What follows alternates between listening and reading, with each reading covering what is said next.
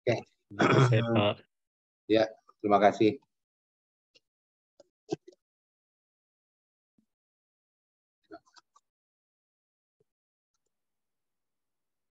Oke, selamat malam. Kita mulai aja dulu dengan presentasi ya. Lalu untuk materi hari ini, pembahasannya mengenai market risk, risiko pasar. Jadi kalau di minggu lalu ada yang ingat mengenai Basel 2, di situ ada disebut bahwa kalau Basel 1 hanya mengukur risiko kredit. Di Basel 2 sudah mengukur risiko pasar dan risiko operasional. Itu bedanya ya. Ya, silakan. Kelompok 1, ketuanya siapa, terus anggotanya siapa aja, tolong perkenalin diri, perkenalin dulu, nanti kameranya di on aja menurut saya supaya kelihatan semuanya aktif gitu ya. Lalu kalau ada pertanyaan dari tim lain, silakan. Siapa yang mau buka? Pak, izin share screen dulu. Ya. Ini harus jadi co-host dulu ya, Pak? Hah? Enggak, jadi co-host. Apa harus? Langsung aja teh bagikan share screen. Oh iya.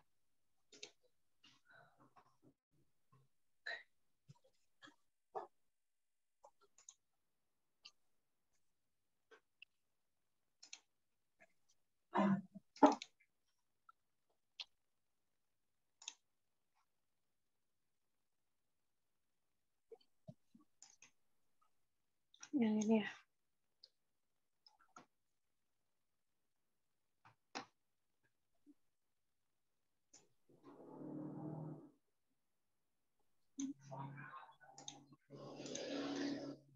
Mau apa bentuknya PDF gini boleh, Pak? Soalnya di... Nggak apa-apa sih, cuman bisa di fullin aja nggak tampilannya itu, di download dulu gitu, ini masih dari web ya. Di download dulu terus baru dibuka lagi.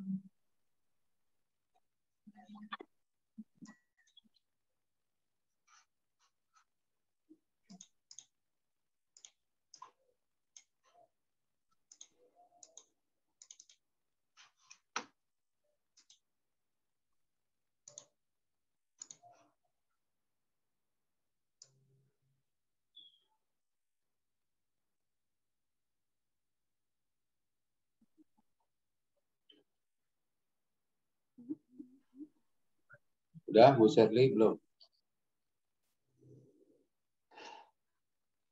Pak, nggak bisa, Pak. Dari temannya aja yang satu kelompok, yang lain itu kan bentuknya PDF tuh. Tinggal di-share pakai WhatsApp gitu, terus nanti di-download. Ya, itu Baik, Pak, saya coba. Ya, silakan.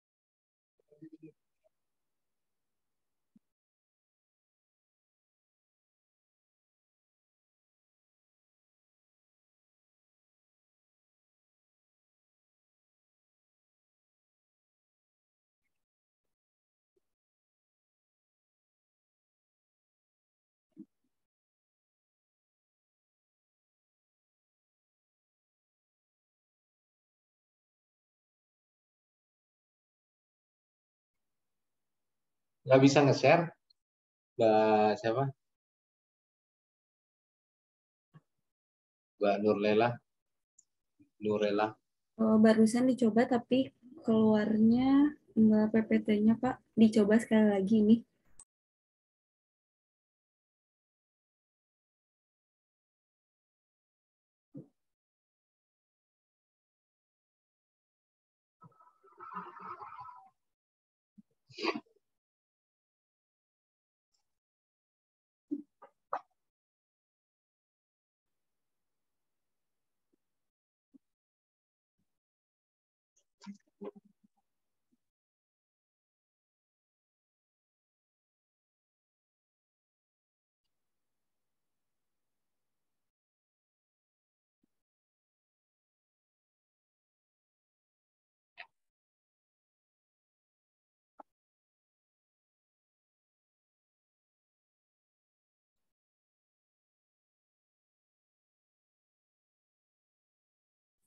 Pak, Ya. izin kalau dari web seperti tadi aja gimana bisa?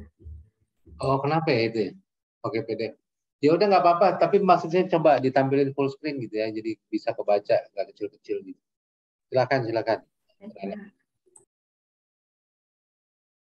Cuma kan nanti filenya saya minta juga.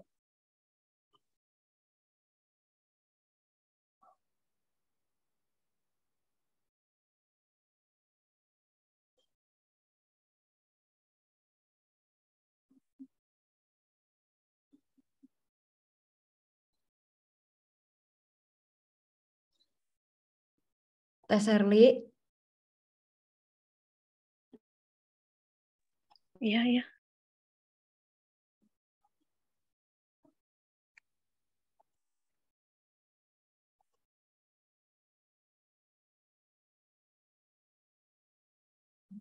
Tadi Bu Sherly udah bisa, Mbak Sherly udah bisa, tapi cuman masalah full screen aja lah, nggak apa-apa. Baik, Pak.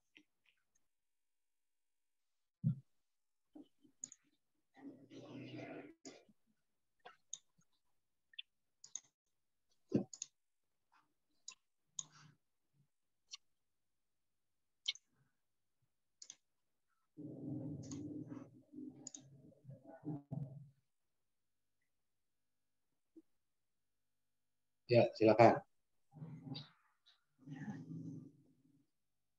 Bismillahirrahmanirrahim. Bismillahirrahmanirrahim. Assalamualaikum warahmatullahi wabarakatuh. Kami dari kelompok 1 tentang kasus, kami akan memaparkan tentang kasus manajemen risiko kredit yang dari contoh kasusnya yaitu kredit macet PT Central Steel Indonesia yang bergerak pada bidang apa-apa itu pakai terhadap Mandiri. Ingat, semua kekayaannya Ini yang anggotanya tolong hidupin kamera dong. tapi saya nyaman.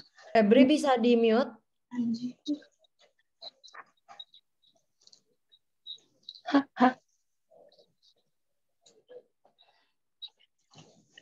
Ini kami dari kelompok 1 ada Agung Alam Rahmadika, Astria, Ayuni, Brilani, Huda, Levan, Nabila, Nisa Nuraini, Nurela, Puri, Saipul, Sherly, Ulanda.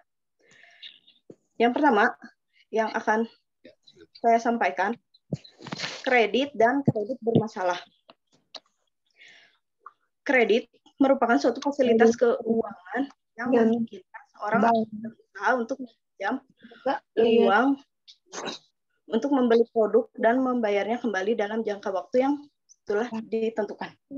Kredit bermasalah adalah kredit di mana debiturnya tidak memenuhi persyaratan yang telah dijanjikan sebelumnya.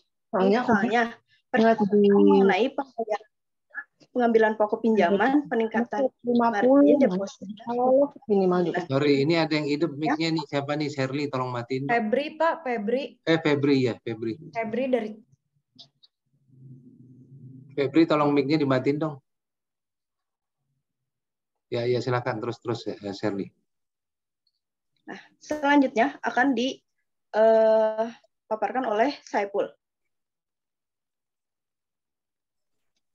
Baik, selanjutnya saya akan menjelaskan mengenai prinsip-prinsip kredit. Untuk mendapatkan kredit harus melalui prosedur yang telah ditentukan oleh bank atau lembaga keuangan agar kegiatan pelaksanaan perkreditan dapat berjalan dengan sehat dan layak. Prinsip-prinsip kredit dikenal dengan 6C.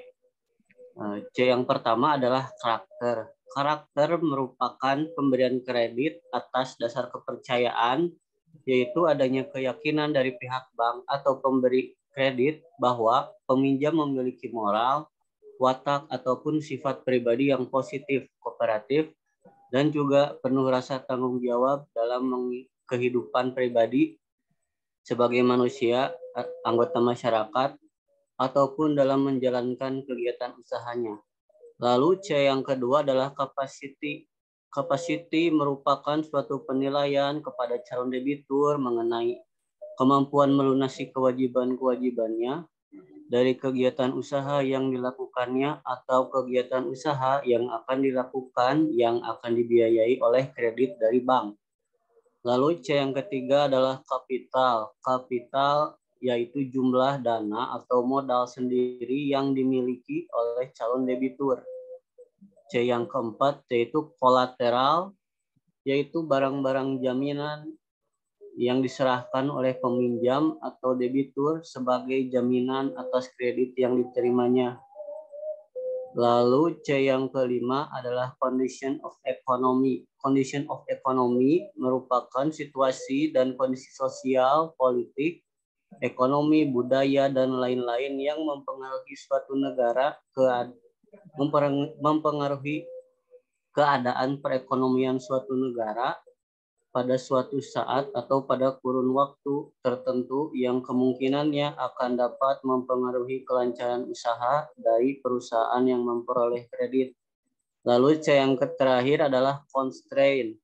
Constraint merupakan penilaian debitur yang dipengaruhi oleh hambatan yang tidak memungkinkan seseorang melakukan usaha di suatu tempat.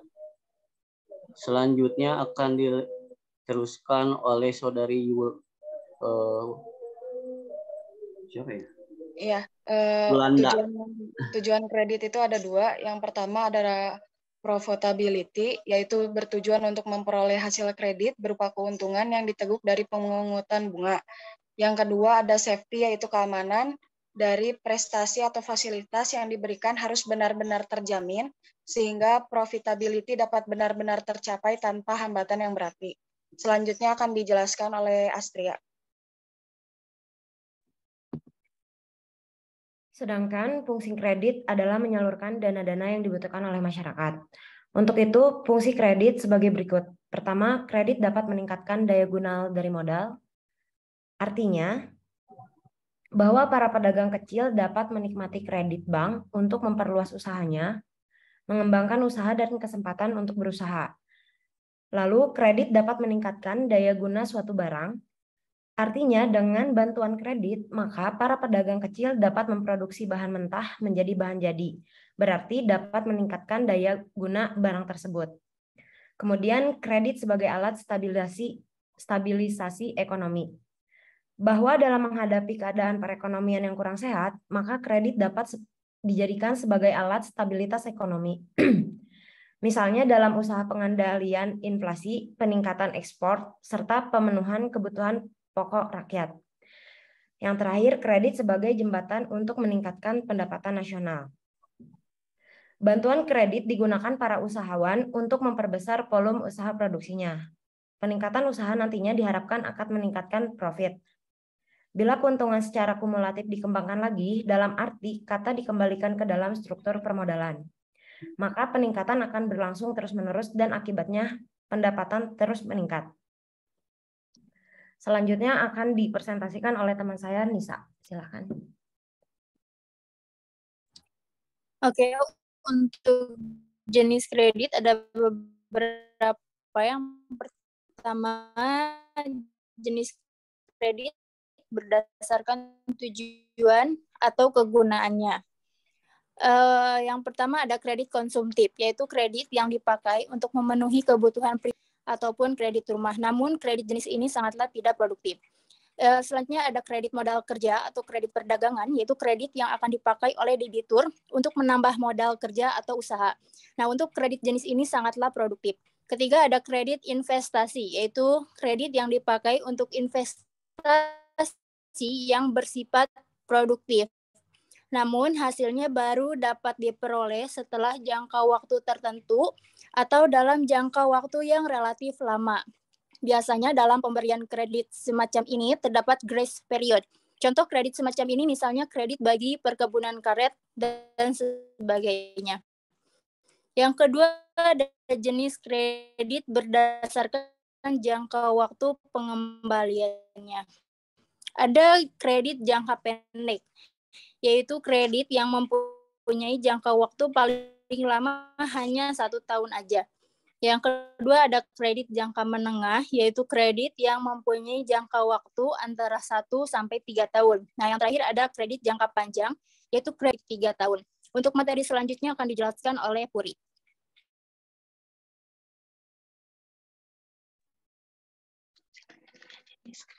Selanjutnya jenis kredit. Yang ketiga berdasarkan cara pemberiannya. Ada kredit accept. Kredit accept, kredit yang diberikan oleh bank. Pada hakikatnya hanya berupa pinjaman uang, jumlahnya biasanya disesuaikan dengan plafon kreditnya, minimal L3 atau BMPK. Yang kedua, kredit penjualan, yaitu dengan sistem pembayaran barang diterima lebih dulu, baru pembayaran dilakukan kemudian. Contohnya usai. Ada kredit yang ketiga, kredit pembelian, yaitu kredit berupa barang yang pembayarannya dilakukan terlebih dulu. Barangnya akan diterima belakangan, atau bisa juga berbentuk pembelian dengan uang muka. Ada juga berdasarkan sektornya dalam perekonomian. Yang kesatu, kredit pertanian. Kredit pertanian, kredit yang diberikan kepada perkebunan, peternakan maupun perikanan. Kredit ada yang kedua, kredit perindustrian. Kredit yang menyalurkan dilakukan untuk aneka macam industri kecil, menengah, dan besar. Yang ketiga, kredit pertambangan. Ialah kredit yang diberikan kepada aneka macam usaha pertambangan. Yang keempat, kredit ekspor atau import, yaitu kredit yang pemberiannya kepada eksportir atau importir dengan beraneka macam barang. Yang kelima, kredit koperasi, yaitu kredit yang diberikan kepada beragam profesi seperti karyawan, kantor, guru, maupun dokter. Yang selanjutnya saya akan mengalihkan kepada Levan. Pada bagian jenis kredit berdasarkan bentuk jaminan atau agunan, yang pertama, kredit jaminan orang adalah kredit yang diberikan dengan jaminan seseorang terhadap debitur yang bersangkutan. Biasanya orang yang dijaminkan masih memiliki hubungan kekerabatan. Dan yang kedua, kredit jaminan efek. Ialah kredit yang diberikan dengan jaminan efek maupun surat-surat berharga. Yang ketiga, kredit jaminan barang, yaitu kredit yang diberikan dengan jaminan barang bergerak, barang tetap, atau barang logam mulia. Dalam melakukan kredit jaminan barang tersebut harus merujuk pada hukum Perdata pasal 1132 sampai dengan pasal 1139. Dan yang keempat, kredit jaminan dokumen. Ialah kredit yang diberikan menggunakan jaminan dokumen transaksi seperti letter of credit. Contohnya kredit dengan jaminan BPKB dan lain-lain. Dan ada juga berdasarkan tingkat golongan ekonomi. Yang pertama, kredit golongan ekonomi lemah, yaitu kredit yang diberikan kepada pengusaha golongan ekonomi lemah seperti KUK dan KUT. Pengusaha yang termasuk golongan ekonomi lemah adalah pengusaha dengan kekayaan maksimum sebesar 600 juta yang belum termasuk kekayaan tanah dan bangunannya. Dan yang kedua, ada kredit golongan ekonomi menengah dan konglomerat, yaitu kredit yang disalurkan kepada pengusaha menengah dan besar. Termasuk golongan ekonomi menengah dan konglomerat adalah mereka yang memiliki kekayaan di atas 600 juta. Materi selanjutnya akan dibahas oleh Huda. Ketujuh, jenis kredit berdasarkan cara penarikan dan pelunasan. Sorry, Kesatu, saya kredit. potong, Mas Huda. Ya.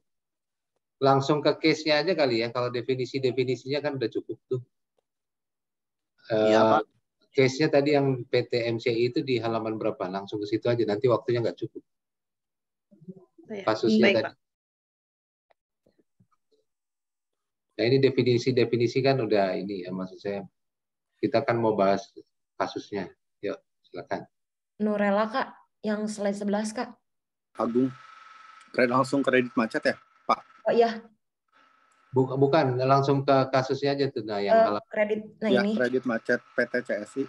Ya. Nah, sebelumnya memang kita angkat topik dari kredit dari PT CSI atau ini real case atau real case, Pak? Real case, oke. Ya, real case. PT Central Steel Indonesia atau CSI.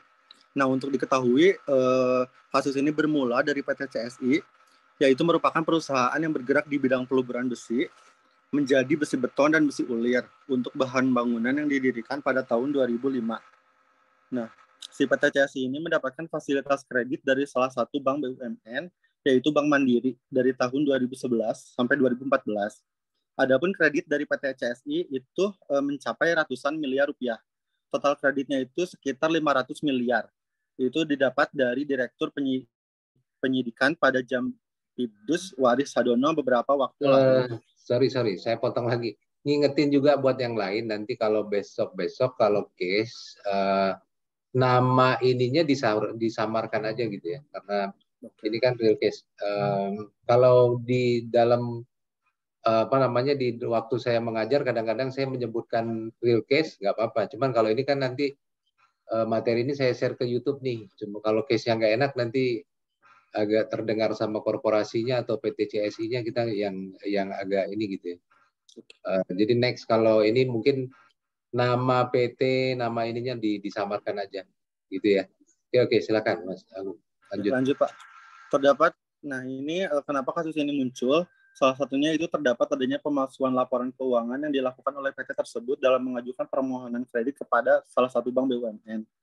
Nah, PT tersebut menggunakan data dari laporan keuangan yang tidak akurat dan tidak dapat dipertanggungjawabkan.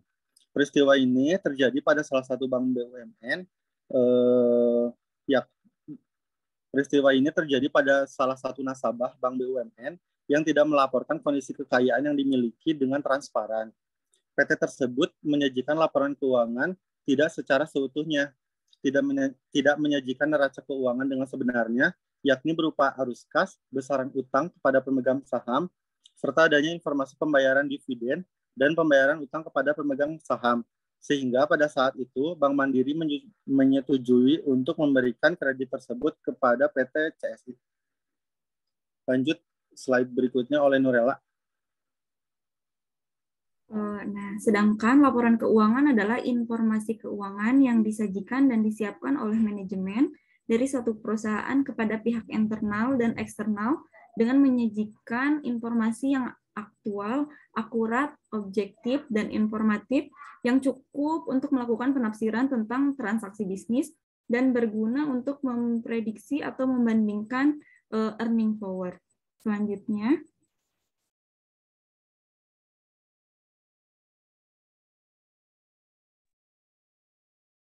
laporan keuangan tidak boleh mengalami kesalahan baik kekeliruan maupun fraud. Karena apa? Karena dapat merugikan banyak pihak, terutama pihak-pihak yang berhubungan langsung dengan laporan keuangan seperti pemegang saham, pihak eksternal, para karyawan, bahkan masyarakat sekitarnya. Selanjutnya akan dibacakan oleh Prilly.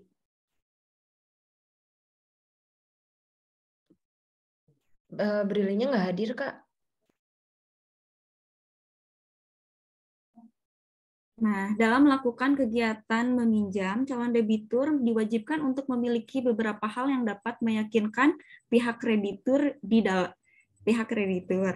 dalam kasus ini, apabila sebuah perseroan terbatas ingin mengajukan pinjaman kepada bank, maka hal yang pasti dilakukan oleh bank adalah menilai perusahaan tersebut apakah layak untuk menerima pinjaman.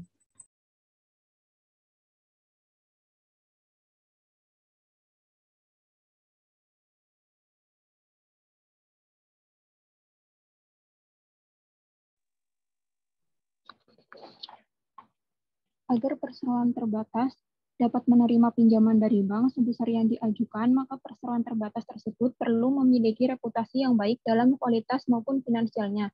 Kameranya nggak bisa hidup ya, Ayuni ya? Kameranya nggak bisa hidup? Ini Pak, saya ada 2 akun, Pak, maaf.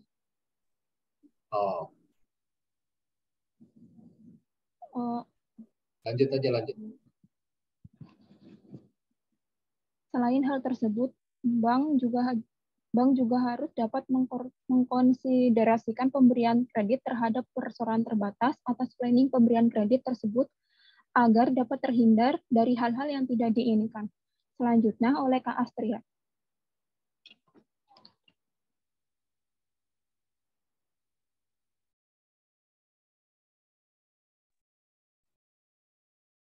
Dalam analisis kasus ini dapat dianalisis menggunakan sistem 5 question approach.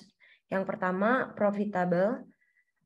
Pihak yang diuntungkan adalah manajemen PT tersebut karena PT tersebut menyajikan laporan keuangan tidak secara seutuhnya, tidak menyajikan neraca keuangan dengan sebenarnya, yakni berupa arus kas, besaran utang kepada pemegang saham, serta adanya informasi pembayaran dividen dan pembayaran utang kepada pemegang saham.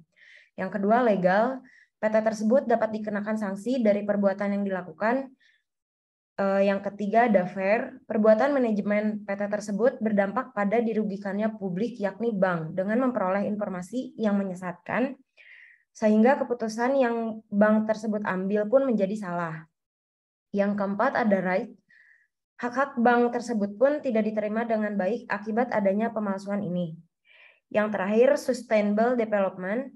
Rekayasa yang dilakukan oleh manajemen PT tersebut bersifat jangka panjang karena sebuah pinjaman yang dilakukan PT tersebut memiliki umur yang pastinya lebih dari 1 tahun.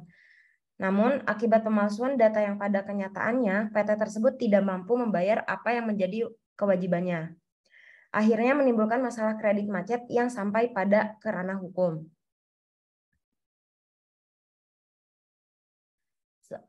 Penyelesaian kasusnya, akibat dari perbuatan yang dilakukan PT tersebut, maka PT tersebut harus rela untuk menjalani hukuman yang ditetapkan oleh pengadilan. Ini diputuskan bahwa Direktur Utama PT tersebut bersalah dalam kasus penyalahgunaan kredit PT bank tersebut, maka pengadilan juga memutuskan uang pengganti kerugian negara dibebankan kepada PT tersebut. Hal tersebut pun diputuskan dalam persidangan yang digelar oleh Pengadilan Jakarta Pusat, Pengadilan Negeri Jakarta Pusat.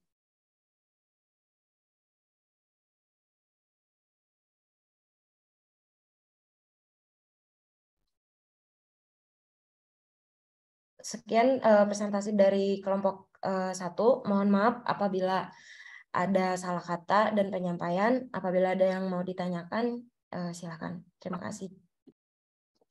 Ya, baik, terima kasih. Plus ya buat kelompok 1 ya. Silakan kalau teman-teman ada yang mau tanya dari kelompok lain. Ada pertanyaan? Saya Pak Dini. Izin bertanya Pak. Iya, tadi sih itu duluan tuh, tadi siapa Dini ya? Silakan. Ya. Dini. Saya Dini dari kelompok 2. Tadi kan di yang risiko kredit itu kan ada yang kredit dengan jaminan orang. Nah, untuk kredit dengan jaminan orang itu agar bisa mendapatkan kreditnya itu kira-kira syaratnya apa gitu agar bisa menjaminkan orang tersebut? Yuk, silakan dijawab. Mau berapa pertanyaan, Pak? Mungkin boleh dulu buat di list gitu kalau misalnya ada maksimal pertanyaannya. Boleh 5 pertanyaan aja gitu ya, 5 pertanyaan pertama tadi Dini, terus Teddy, nanti yang lain 3 lagi raise hand aja supaya nggak rebutan. Kan ini ada reaction nih ya. Pakai Iya Pak, ditampung dulu ya Pak pertanyaannya Pak. Oke. Boleh selanjutnya? Selanjutnya dulu, oke. Mas Teddy tadi. tadi kan dalam kasus yang PT itu ya Pak, untuk kredit ke PT besar itu apakah harus laporan keuangan saja dari PT tersebut atau slick checking atau slick juga dicek? Ya. Ya, Lanjut. seperti itu Pak. Izin bertanya Pak. Ya, dari Mas siapa nih? Dari Romi. Itu dicatat dulu ya, kelompok 1 ya. Dari kelompok 2 Pak. Ya, silakan Mas. Izin bertanya, buat kelompok 1, tadi kan menerangkan bahwa PT tersebut tidak menyajikan laporan keuangan tidak secara seutuhnya, atau ada pemalsuan data yang kita... Mic-nya mati. Bagaimana cara penanggulangan agar hal tersebut tidak kembali terjadi? Mic-nya mati tadi Mas Romi. Tadi pertanyaannya apa sih? Oh iya Pak, diulang ya Pak. Tadi kan PT tersebut tidak menyajikan laporan keuangan secara tidak utuh atau tidak sesuai dengan sebenarnya. Bagaimana cara agar hal tersebut tidak terulang kembali? Makasih Ya. Pak. Ya, udah berapa? 3 pertanyaan. Ayo 2 lagi. Silakan 2 lagi.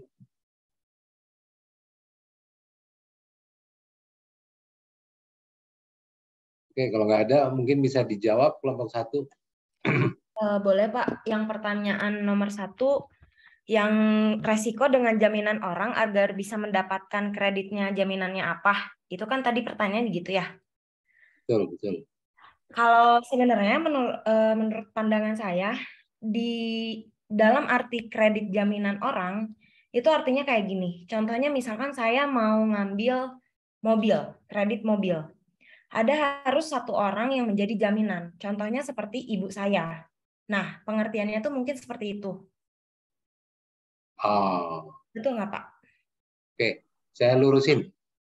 Sebetulnya bukan jaminan orang, tapi dia sudah menjaminkan harta pribadi. Gitu ya. Jadi kalau kita kredit, sebetulnya jaminan itu ada 2. Satu kan tadi kolateral ya disebut ya, kolateral. Kolateral itu jaminan tambahan sebetulnya. Tapi jaminan pokoknya sendiri itu bisa dari macam-macam, dari usahanya sendiri, misalnya dari piutangnya yang belum dibayar, ini itu jadi jaminan. Stok barangnya itu bisa jadi jaminan. Kalau disebut dengan jaminan orang, yang dimaksud dengan jaminan orang itu sebetulnya sudah menyangkut harta kekayaan pribadi. Jadi misalnya tadi ini kan PT nih, PT CSI. Nah, itu kreditnya mungkin ada jaminan pribadi dari pemilik PT-nya, pemegang sahamnya, termasuk kekayaan pribadi dia bisa disita. Gitu kalau dia menjaminkan secara pribadi. Itu ya tadi yang penanya pertama. Next ya silakan pertanyaan kedua. Bapak mau nambahin boleh nggak Pak? Iya silakan. Kalau untuk yang jaminan orang itu bisa nggak sih Pak, kalau misalnya kita contoh nih, kan sekarang untuk peminjaman uang tuh bisa banget nih lewat aplikasi-aplikasi online. Dan biasanya kita juga nyangkutin nomor orang terdekat gitu atau kerabat. Biasanya untuk ibu, kalau enggak saudara. Nah, itu bisa jadi salah satu contoh nggak sih Pak untuk kredit dengan jaminan orang? Bukan, itu bukan jaminan. Orang itu termasuknya apa Pak? Iya. Orang yang diberikan nomor kontak itu sebetulnya awalnya nomor kontak itu dimaksudkan untuk verifikasi.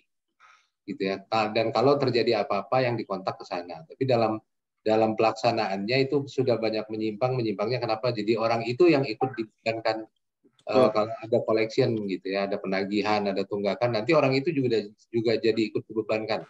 Sebetulnya itu untuk kontak kalau terjadi apa-apa dengan orang ini, dengan si debitur ini gitu. Itu bukan orang itu berarti menjamin. Secara hukum orang yang disebut namanya itu bukan penjamin apapun. Gitu ya. Siapa? Thank you. Ya.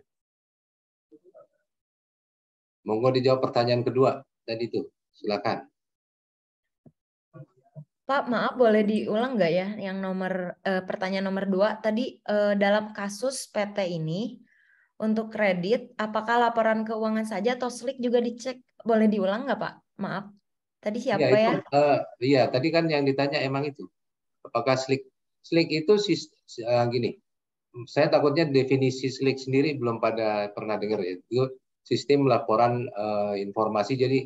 Jadi saya aja yang jawab gitu. Kalau di bank sentral itu ada informasi debitur. Semua pinjaman kita itu tercatat sebetulnya di bank sentral, di BI tercatat gitu. Dan kalau misalnya kita ada aplikasi kredit akan dicek ke situ apakah kita punya pinjaman gitu. Tapi bank cuma bank yang bisa akses ke BI itu untuk lihat data nasabahnya masing-masing gitu ya. Nasabah yang mengajukan kredit itu dicek juga. Jadi memang hal itu pasti dicek gitu ya. Tapi hal itu dilakukan sebetulnya tertutup di internal bank, itu aturan dari bank sentral. Jadi memang dicek apakah nasabah ini masih punya kewajiban di bank lain gitu kan. Karena itu kan kaitannya nanti dengan kemampuan dia membayar. Jadi selain laporan keuangan itu juga dicek. Betul, itu pasti dicek. Silakan. Pak. Ya, Mas siapa sih tadi yang nanya? Teddy Pak. Ya Mas Teddy silakan. Ya, berarti untuk korporasi juga itu nanti masuk ke SLIK laporan kreditnya. Masuk. Masuk sama pemegang sahamnya semuanya masuk. Oh, jadi tidak individu saja gitu yang bisa masuk ke SLIK gitu? Enggak. Oh, oke, baik Pak, terima kasih Pak. Biasanya datanya itu pakai NPWP. NPWP-nya diinput nanti ada di situ. Tapi bank pun tidak boleh mengakses SLIK itu kalau tidak ada permohonan kredit dari calon nasabah. Jadi kalau banknya serta-merta dia langsung akses, misalnya Pak Mas Teddy nih, Mas Teddy nggak ada ngajuin kredit ke bank gitu, cuma banknya ngecek gitu ya, Mas Teddy punya pinjaman itu nggak boleh. Itu baik Pak. Ada regulasinya. Baik Pak, terima kasih Pak. Yuk terus pertanyaan nomor 3. Pak izin menjawab Pak buat pertanyaan nomor 3. Ya. Mungkin kalau misalkan cara menanggulanginya gitu ya, adanya diadakan audit per 6 bulan atau tahunan jadi saya lihat pengalaman kerja saya di PT saya itu per 6 bulan ada audit gitu Pak, baik di lingkungan operasi kerja maupun di office. Itu kan tapi orang yang mengauditnya itu di luar orang PT gitu Pak. Nah, itu kan bisa untuk menanggulangi penyelewengan data-data atau dana-dana yang dikeluarkan gitu Pak. Mungkin segitu Pak. Ya, makasih. Makasih Mbak Ulanda. Tadi yang tanya tadi udah cukup? Yang nanya tadi siapa tuh? Saya lupa. Cukup Pak, cukup. Mas Romi ya, cukup ya. Cukup Pak. Jadi ya saya tambahin memang betul kata Mbak Ulanda itu memang bisa lah dengan laporan keuangan audit ya. Tapi memang kalau kita laporan keuangan audit itu kadang-kadang kendala untuk usaha kecil, gitu ya, nggak mungkin dibebankan laporan keuangan audit. Dan kalau memang nggak bisa buat laporan keuangan audit, ya mungkin bank akan cek langsung semua aktivitas bisnisnya si nasabah itu gitu untuk meyakini kapasitas nasabahnya gitu, bahwa dia ini memang layak untuk dikasih kredit. Gitu ya tambahannya. Oke, ada pertanyaan lagi, 2 pertanyaan.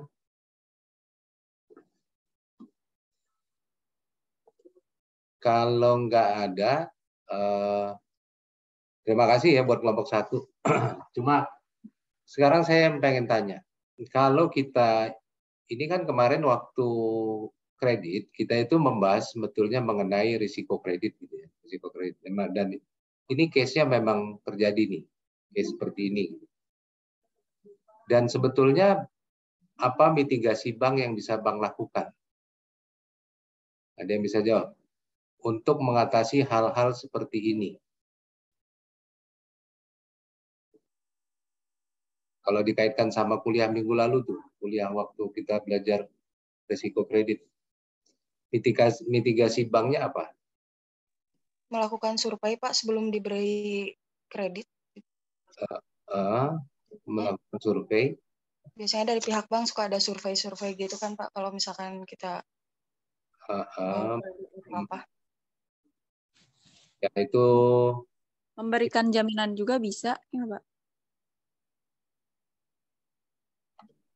Sorry. Ya, apalagi tadi yang jawab jaminan siapa?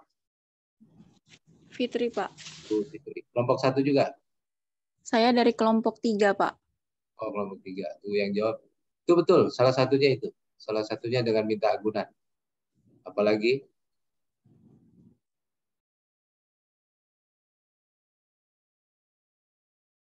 Ayo, dikaitkan dengan yang kemarin.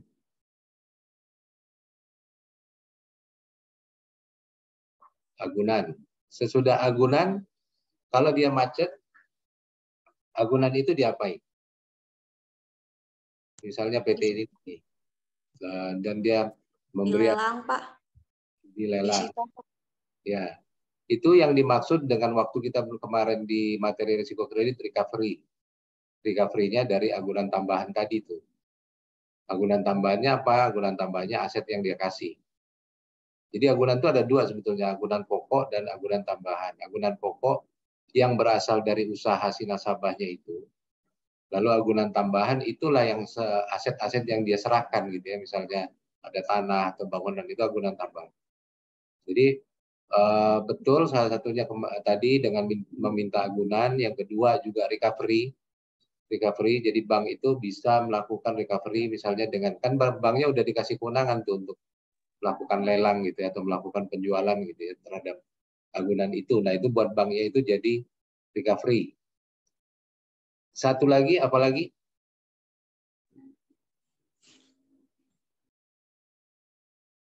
Satu lagi yang kira-kira paling tepat.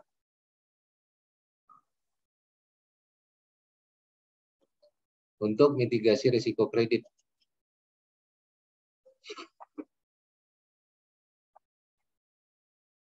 Ayo. Kira-kira dari mana lagi? Itu kan tadi udah terjadi tuh. Udah terjadi kan, maksud saya udah nasabahnya udah macet, mitigasinya antara lain kan waktu di awal udah diminta agunan.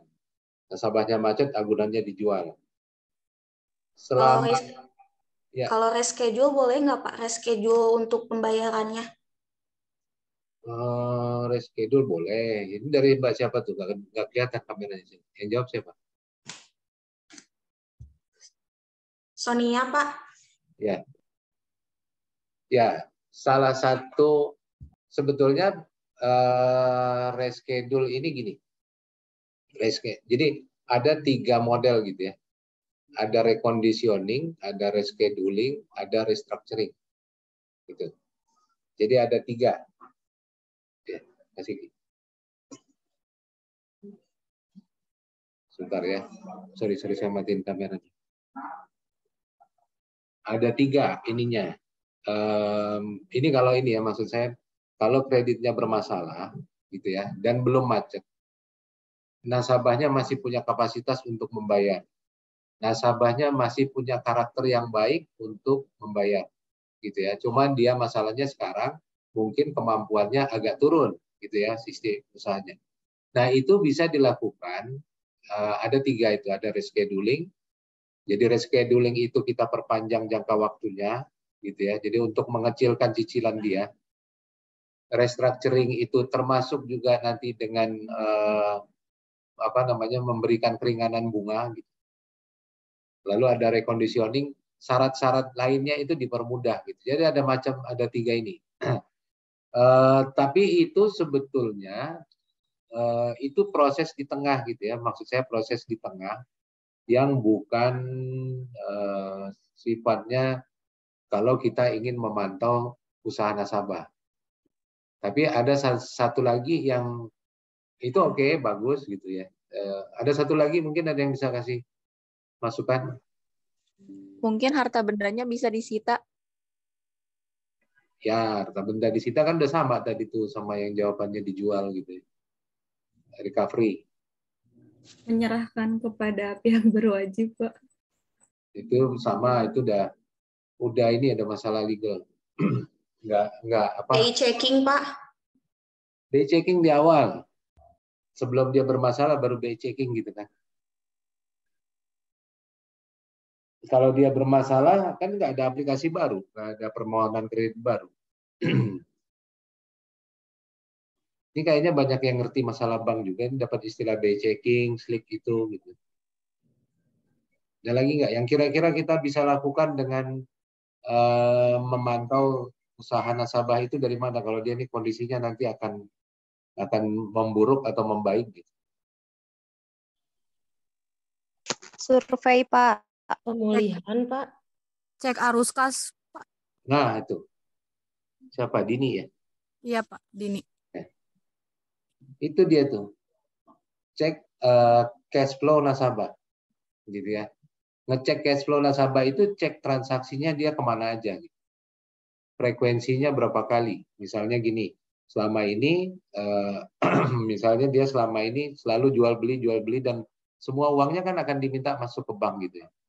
Jadi transaksinya itu lewat rekening bank itu. Jadi ketahuan sebetulnya cash flow-nya itu makin lama makin turun. Uang keluar masuknya itu bisa dilihat dari rekening koran, kok makin lama makin turun.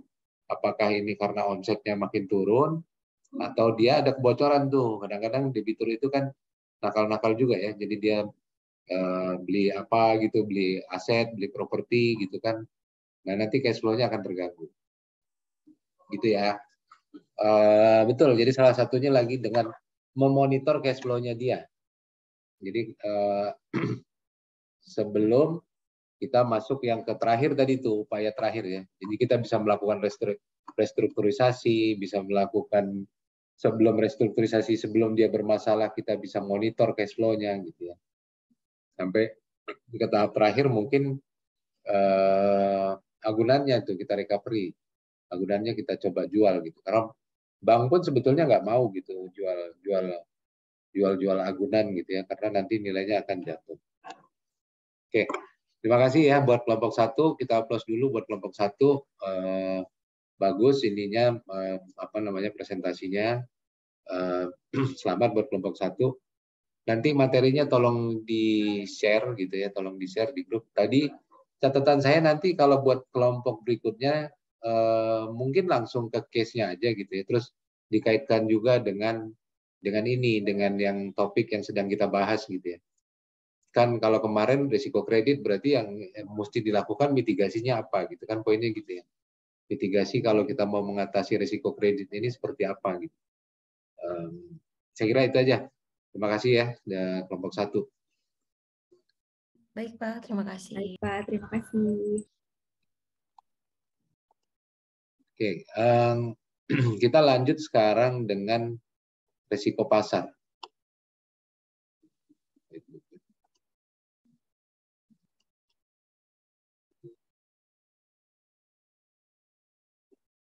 Ini materinya nanti saya share lagi, ini masih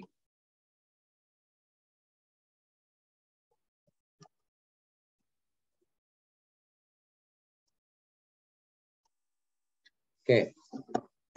Kita masuk sekarang ke materi berikutnya, yaitu mengenai risiko pasar. Tadi kan kalau kita lihat sebetulnya ada 8 risiko ya yang diukur di bank itu misalnya. 8 risiko. Kalau kesehatannya dulu diukur dengan Camel, sekarang itu dengan RGEC. Ya, RGEC itu rentabilitas, jadi kemampuan menghasilkan laba, lalu governance, lalu earning sama capital. Itu ya faktor-faktornya. Kalau dulu Camels, sebetulnya itu termasuk Camels itu ada semua di dalam RGEC, cuman ada aspek governance. Sekarang governance itu keterkaitan, jadi keterbukaan, hubungan keterkaitan antar organisasi di dalam organisasi itu dengan governance. Oke, nah sekarang ini kita mau membahas mengenai risiko pasar, gitu ya, risiko pasar. Jadi yang salah satu dari 8 jenis risiko yang salah satunya diukur di dalam di dalam kesehatan bank. Nah, sebetulnya kalau diingat dulu di sesi 1 atau sesi 2 ya, yang disebut tuh mengenai regulasi. Kenapa bank itu harus diregulasi? Gitu ya. Balik lagi, kenapa bank itu harus dilakukan regulasi dan regulasinya ketat? Gitu ya. Karena bank itu harus diatur nanti semua bisnisnya itu berkaitan dengan kecukupan modal. Atau nanti larinya ke capital adequacy ratio. Dulu namanya CAR gitu ya. Sekarang ke namanya KPMM. Kebijakan penyediaan modal minimum, kalau saya nggak salah ininya kepanjangan. Kebijakan penyediaan modal minimum. Nah, itu yang jadi hampir seluruh resiko itu sekarang diukur. Resiko paling besar resiko kredit sudah dimasukkan dalam perhitungan modal. Lalu di Basel 2 masuklah sekarang resiko pasar dan nanti ada juga resiko operasional. Gitu ya. Resiko pasar ini apa? Ini yang kita akan bahas juga. Jadi nanti kalau ada yang bahas ini, misalnya ya pas kebagian case-nya mengenai resiko pasar, gitu, tolong dibahas kira-kira mitigasinya sih seperti apa gitu yang dilakukan bank. Dicari gitu maksudnya ininya. Kira-kira mitigasinya bank untuk mengatasi hal ini apa? Oke, ini by definisi. Risiko pasar adalah risiko pada laporan keuangan dan rekening administratif. Jadi kalau kita laporan keuangan itu kan neraca dan laba rugi. Dan di situ ada juga sebetulnya rekening administratif. Administratif itu semacam laporan keuangan tambahan yang tidak tercatat di neraca gitu ya. Seperti contohnya gini, ada debitur punya plafon kredit 1 miliar. Tapi baru digunakan misalnya 200 juta. 800 juta lagi itu kan jadi sesuatu limit yang belum dipakai debitur itu ya. Nah, itu yang dicatat di rekening administratif. Kelonggaran dia untuk tarik kreditnya itu yang 800 juta itu tercatat di rekening administratif. Resikonya belum muncul, tapi bank karena sudah memberikan limit 1 miliar, bank berkewajiban menyediakan plafon untuk ditarik sebesar 800 juta. Dan itu dicatat di rekening administratif. Nah, rekening resiko pasar ini terjadi bukan saja di laporan keuangan, tapi juga di rekening administratif. Itu ya, ada pertanyaan sampai sini? Kalau ada silakan dipotong aja. Jadi resikonya bukan saja muncul di laporan keuangan, tapi juga di rekening administratif. Sebabnya apa yang menjadi penyebab? Penyebabnya adalah market. Ya, penyebabnya adalah fluktuasi dari harga pasar. Pasarnya pasar apa nih? Biasanya pasar-pasar keuangan, ya surat berharga, pasar uang gitu ya. Jadi ada risiko, misalnya nanti ada risiko kurs, risiko perubahan kurs, risiko dari kenaikan suku bunga gitu ya. Dan ini risiko pasar, ya sifatnya lebih ke ekonomi makro gitu ya. Jadi perubahan secara keseluruhan dari kondisi makro, kondisi pasar, termasuk risiko perubahan harga opsi. Opsi itu juga termasuk surat berharga, option. Ya, itu surat berharga juga opsi. Saham surat berharga, obligasi itu surat berharga. Dan itu semuanya terpapar risiko pasar, gitu ya. Nah, kalau kita belah gitu ya, kita belah secara definisi, risiko pasar ini sendiri bisa terbagi dua. Ada yang spesifik, ada yang umum. Spesifik itu berkaitan dengan surat berharga itu sendiri. Jadi kalau kita ngomong risiko spesifik dari obligasi, spesifiknya itu obligasi PT siapa gitu. Misalnya PT-nya bermasalah, kita beli obligasi suatu PT, PT-nya bermasalah, sebetulnya spesifiknya itu adalah risiko dari PT itu sendiri. Tapi kalau pasarnya, risiko pasar umum, misalnya karena suku bunga. Perubahan suku bunga bisa menyebabkan harga obligasi tetap itu menurun, nilainya menurun.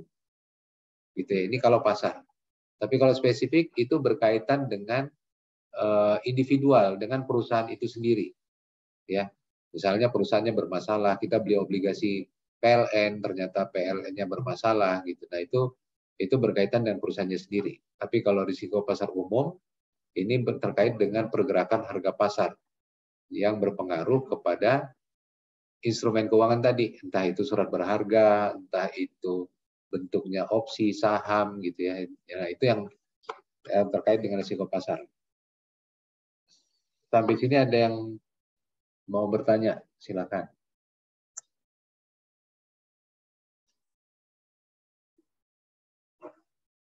Gak ada, nanti jangan bingung nanti apa bedanya risiko spesifik sama risiko pasar umum gitu. Ya, nanti jangan bingung. Spesifik itu berkaitan dengan individual dari perusahaan penerbit surat berharga itu sendiri gitu. Bukan dari pasarnya. Tapi kalau risiko pasar umum karena kondisi di pasar yang berubah. Misalnya tadi kenaikan suku bunga pasar gitu ya.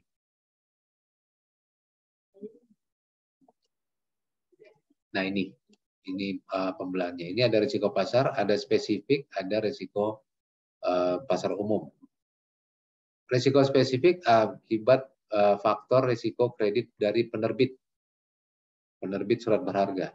Sementara risiko pasar karena perubahan dari variabel pasarnya. Itu ya. Pak, maaf.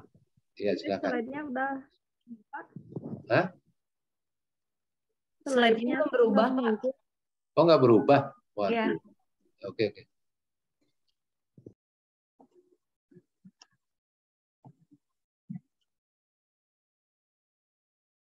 Ini udah muncul? Udah, Pak. Oke. Saya ulang ya, tadi berarti risiko pasar itu ada dua. Satu yang spesifik, satu lagi risiko pasar umum. Yang spesifik akibat dari penerbitnya sendiri. Pasar umum ini karena perubahan dari variabel pasar. Variabel pasar contohnya apa? Misalnya suku bunga. Yang paling gampang itu suku bunga. Apalagi kurs gitu ya.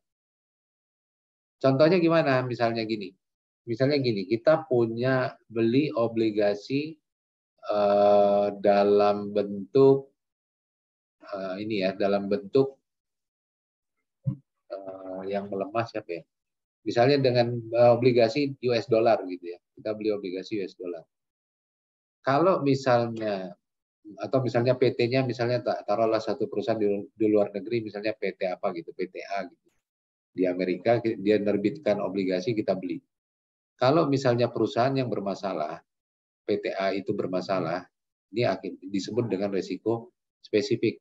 Tapi kalau misalnya ada perubahan variabel pasar, gitu ya, misalnya kurs berubah tuh, kita beli dengan rupiah gitu kan, sementara obligasi itu dijual dengan US dollar gitu. Berarti kan ada perubahan kurs gitu ya. Sekarang kalau rupiahnya menguat, maka nanti kita akan terpapar risiko bahwa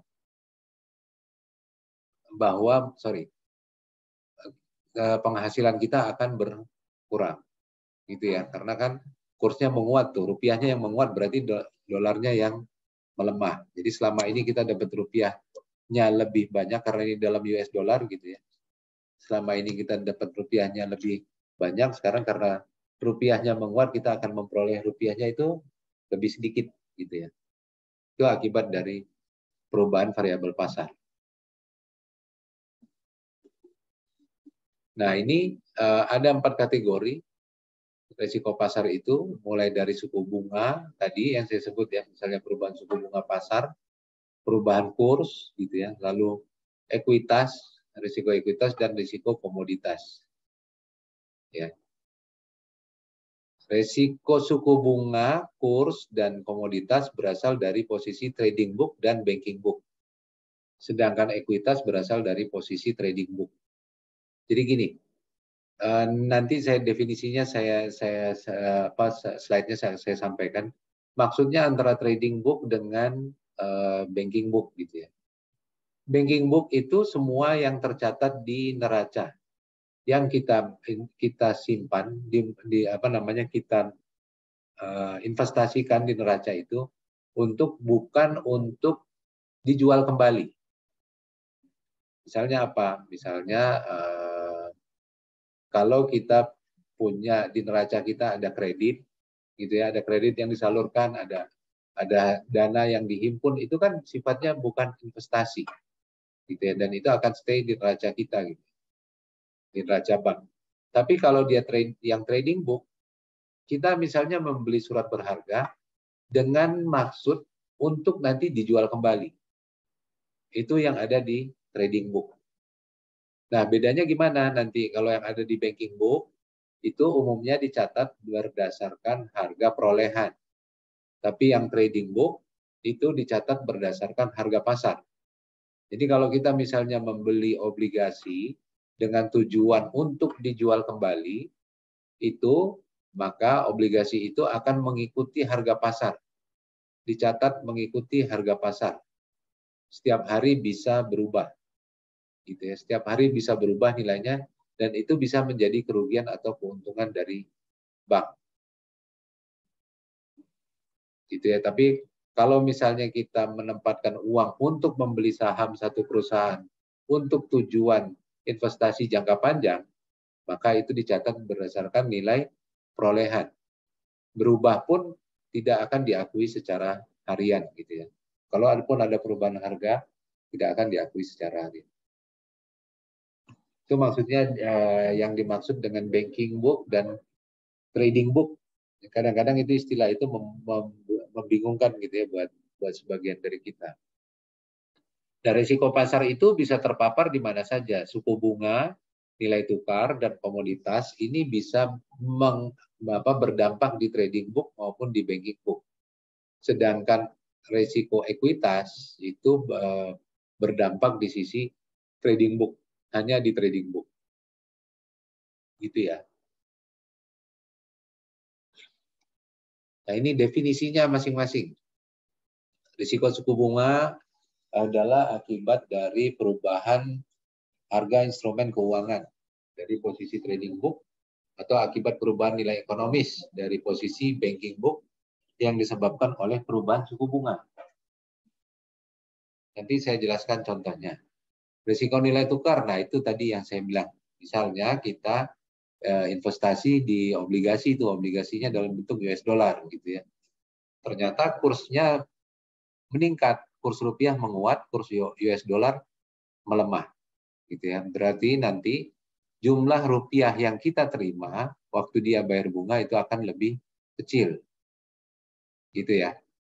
Posisinya kalau kita beli, misalnya waktu kita beli 1 US dollar 15.000.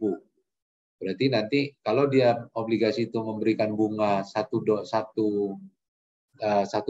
per bulan, berarti setiap bulan kita harapannya akan dapat 15.000 setiap bulan. Ternyata posisi kurs rupiah menguat, misalnya menjadi 14.000. Nah itu berarti dari sana, dari perusahaan penerbitnya tetap akan bayar obligasi $1 gitu ya. Tapi kita akan terima rupiahnya akan menjadi lebih kecil, 14.000. Itu sih sebetulnya contoh dari risiko dari nilai tukar. Kalau risiko suku bunga paling jelas itu di obligasi. Ya. Di obligasi. Obligasi itu kalau suku bunga pasar meningkat, nilai obligasi menurun. Jadi kebalikan tuh antara obligasi antara nilai obligasi dengan suku bunga pasar. Nanti ada penjelasannya. Komoditas ini karena perubahan harga komoditas. Contohnya apa? Batu bara, gitu ya.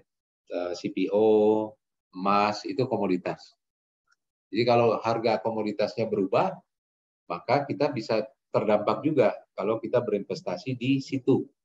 Gitu ya, kan ada bursanya juga kan untuk komoditas tuh, bursa berjangka, BBJ. Ya, itu bursa untuk komoditas. Kita bisa beli beras, bisa beli emas, bisa itu di bursa berjangka gitu ya. Di bursa berjangka, tapi memang bentuknya dalam bentuk surat aja. Perdagangannya dalam bentuk surat. Nanti kalau memang deal dalam berapa lama kita tidak ini akan dieksekusi itu, dikirim berasnya ke rumah. Itu komoditas. Lalu ekuitas. Ekuitas ini karena perubahan harga saham. Ekuitas ini kan sebetulnya saham ya. Jadi kalau ini perubahan instrumen keuangan di posisi trading book karena perubahan harga saham. Jadi kenaikan fluktuasi. Jadi kalau kita punya saham ditujukan untuk dijual kembali gitu ya. Itu bisa berdampak untuk ini ya. Sebentar. Ya, maaf. Oh iya, ya. Terima kasih.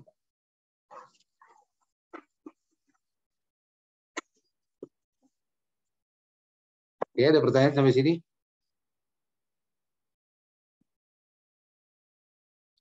Nggak ada. Pak Astri ya, ya, Pak. Iya, tadi Teddy duluan. Oh, boleh.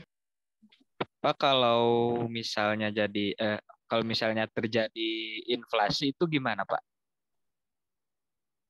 Inflasi. Oke. Inflasi itu sebetulnya yang disebut inflasi itu kan kenaikan harga-harga barang ya. Ya kan? Nah, kenaikan itu biasanya diatasi oleh pemerintah dengan menaikkan suku bunga. Itu kan. Menaikkan suku bunga untuk mengatasi inflasi.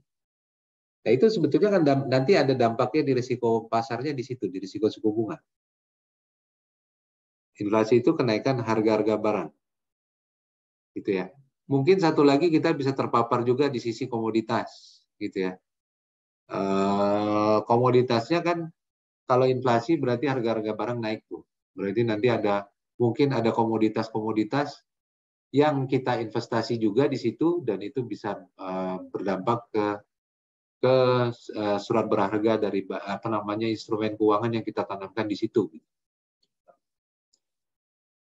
Oke, baik Pak. Terima kasih Pak. Ya, tadi berikutnya. Pak, trading book itu apa ya Pak? Nah, siapa yang nanya tadi? Astri ya Pak. Bentar, saya share.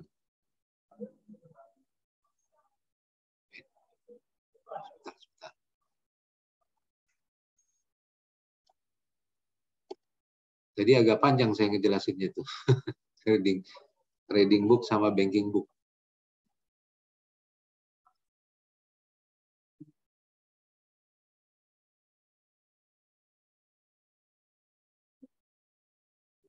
Ini by definisi.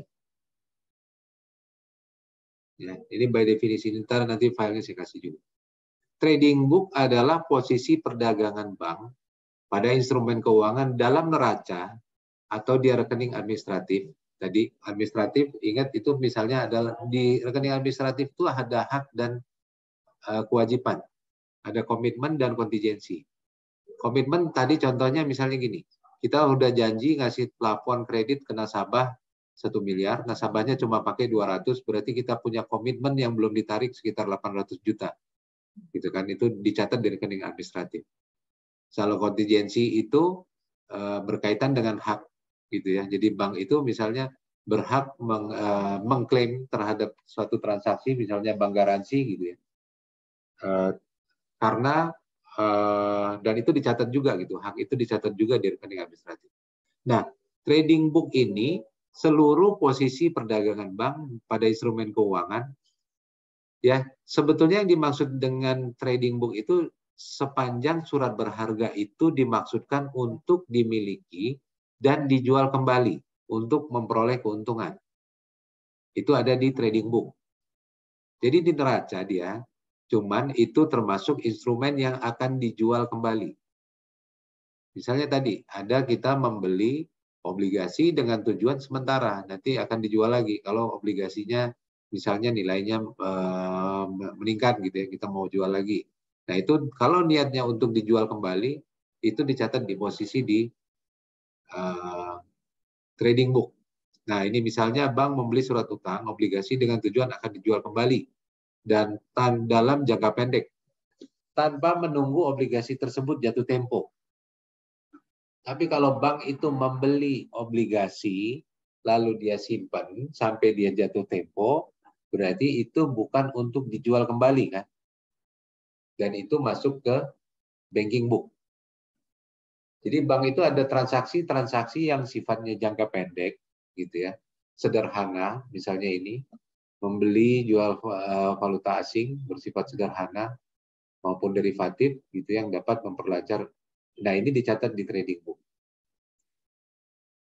Yang jelas tujuannya untuk dijual kembali. Bedanya apa dengan di banking book? Kalau di trading book, nilai dari surat berharga itu akan mark to market. Mark to market adalah dia akan mengikuti setiap hari berapa harganya di pasar hari itu. Dan itu akan dicatat sebagai keuntungan atau kerugian. Setiap hari. Itu kalau di trading book. Tapi kalau kita tujuannya membeli misalnya sampai dengan dia jatuh tempo, bukan sifatnya untuk dijual kembali, berarti ini masuk di banking book. No, ininya belum saya hapus. Sorry.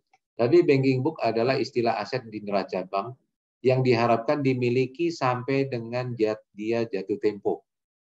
Ya, misalnya pinjaman dari customer, simpanan dari nasabah retail dan korporasi. Jadi tabungan kita, giro, tabungan, deposito, kredit yang diberikan, itu semua banking book. Dicatat di neraca bank. Tapi kalau trading book, dicatat di neraca bank, tapi tujuannya untuk dijual kembali. Bedanya di mana? Trading book akan mengalami proses mark to market. Harganya akan mengikuti harga pasar setiap hari. Kalau ada keuntungan atau kerugian setiap hari, itu direalisir. Dicatat. Tapi kalau banking book, tidak. Dicatat sebesar harga perolehan. Berapapun harganya di pasar, kita akan miliki sampai dia jatuh tempo. Itu bedanya. Baik, Pak. Makasih, Pak. Oke.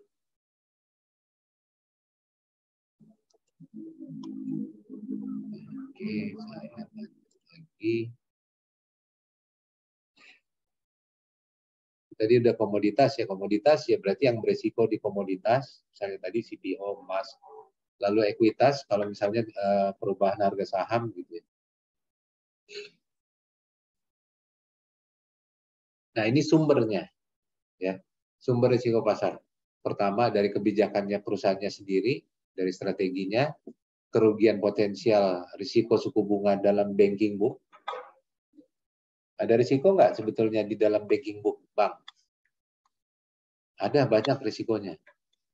Ini di satu sisi adalah dana yang dihimpun, misalnya suku bunganya 5%, lalu di sebelah kiri di sisi aset ada aset gitu ya, ada kredit yang disalurkan, dan itu beresiko, potensi mengalami kerugian kalau terjadi mismatch, gitu ya. Nanti saya kasih contohnya, misalnya salah memberikan kredit gitu ya, sama salah memberikan suku bunga, gitu ya, dan itu bisa menjadi kerugian potensial di banking book.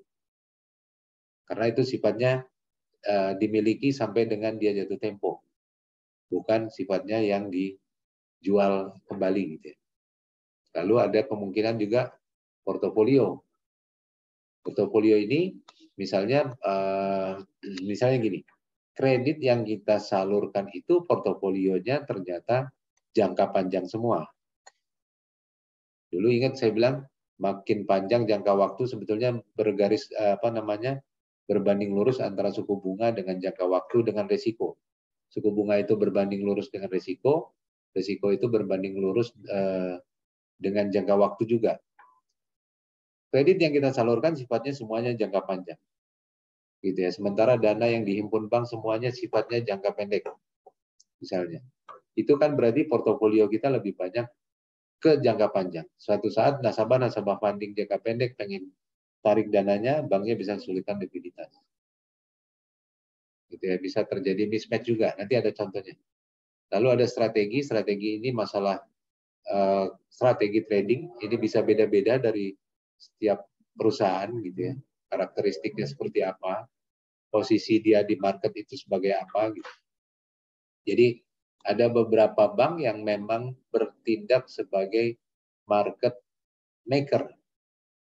Jadi seperti market maker rupiah di Indonesia mungkin ada beberapa bank BUMN gitu yang mereka ikut menentukan kurs rupiah karena posisinya dia sebagai leader gitu ya di market gitu ya, dipercaya. Nah itu yang posisi dia juga menentukan dalam perusahaan di dalam industri itu. Lalu ada kompleksitas produk. Jadi struktur produk keuangan itu macam-macam, bisa dikombinasi macam-macam bisa dimitigasi resikonya, bisa digunakan untuk mitigasi resiko, misalnya untuk hedging, untuk kebutuhan hedging, untuk kebutuhan untuk kebutuhan kita memperoleh profit, gitu ya, macam-macam ininya, strategi tradingnya, gitu. Dan juga ada karakter dari nasabah masing-masing. Setiap bank itu karakter nasabahnya beda-beda, gitu ya. Ada bank yang ngelola nasabah besar-besar, misalnya seperti ngelola Pertamina, dan itu berarti dia harus punya strategi sendiri. Banknya juga harus punya strategi sendiri di pasar, gitu ya, karena dia bisa terpapar risiko pasar. Pertamina itu misalnya dia butuh dolar, dia bisa beli sekian triliun gitu kan, dolar gitu ya, dalam bentuk dolar. Atau dia punya kewajiban dalam jangka panjang dalam bentuk pound sterling gitu. Nah itu kan karakter nasabah yang dihadapinya berbeda-beda. Jadi strategi setiap unit itu juga bisa berbeda-beda. Setiap bank itu bisa berbeda-beda sesuai dengan kebutuhan nasabah masing-masing. Itu bisa terpapar risiko. Ini dalam banking book, tadi saya cerita, banking book itu misalnya adalah kredit dengan dana yang dihimpun, itu bisa terpapar risiko.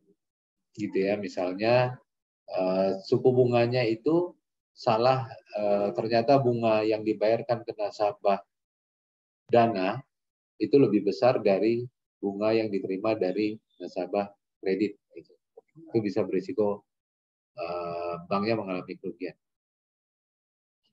Parameternya adalah ini, exposure interest rate in banking book, singkat suku bunga di banking book. Jadi ada gap report. Gap itu tadi selisih antara aset dengan liabilities-nya. Gitu ya, dari gap report itu ketahuan apakah dia posisinya menguntungkan atau merugikan. Lalu ada juga laba dari surat berharga dibandingkan dengan modal yang belum diakui. Ingat ini banking book. Banking book itu dicatat berdasarkan harga perolehan. Bisa jadi surat berharga itu sudah rugi gitu ya. Dan itu belum direalisasikan. Tapi kalau trading book itu selalu direalisasikan sesuai harga pasar setiap hari.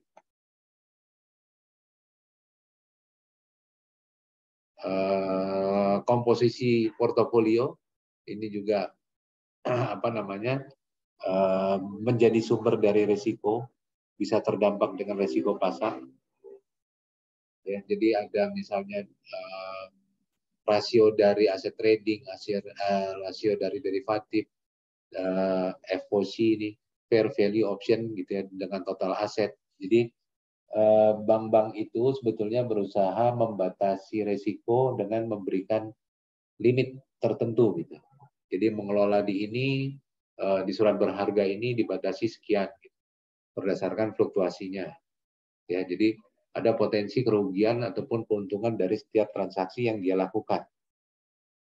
Itu bisa terpapar risiko pasar. Ini sama posisi devisa neto, misalnya posisi devisa neto ini posisi falas yang dipegang oleh bank itu. Maka dia posisinya long, berarti itu dia cukup atau lebih gitu, itu posisinya long.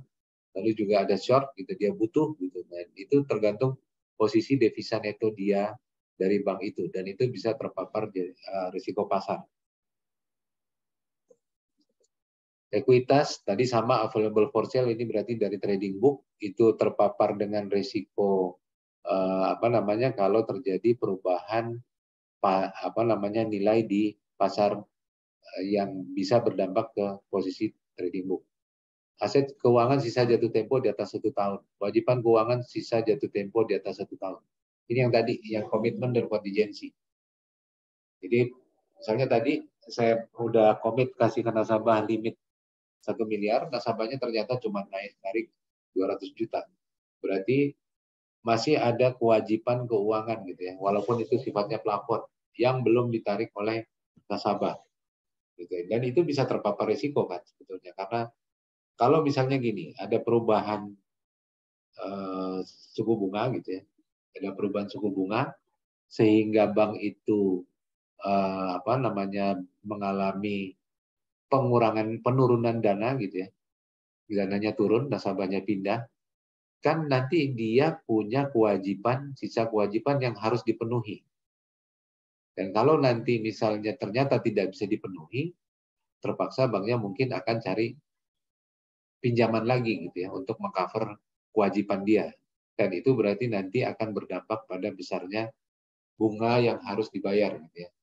Yang mungkin lebih mahal dari kalau posisi dana nasabahnya masih full.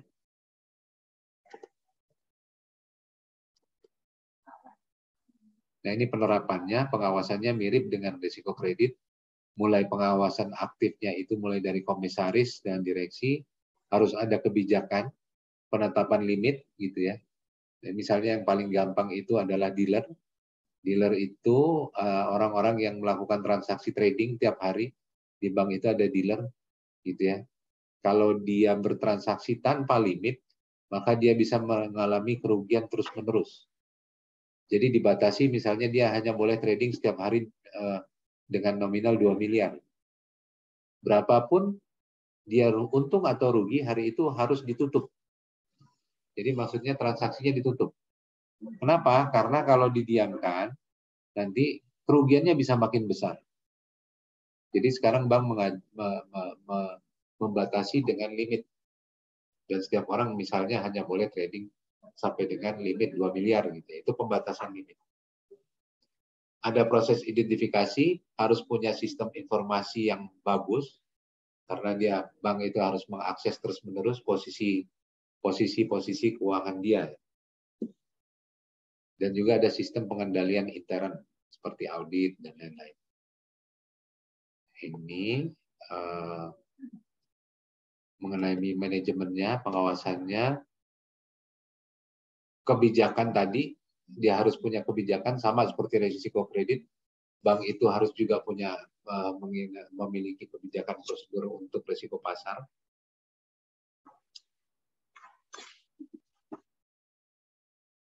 Lalu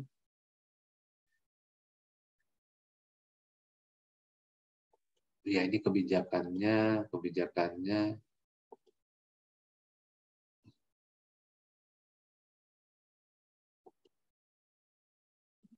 sistem informasi pengendalian risiko suku bunga. Nah, ini ada likuiditas ini sebetulnya bukan risiko pasar walaupun berkaitan. Saya share yang satu lagi. Ada pertanyaan sampai sini?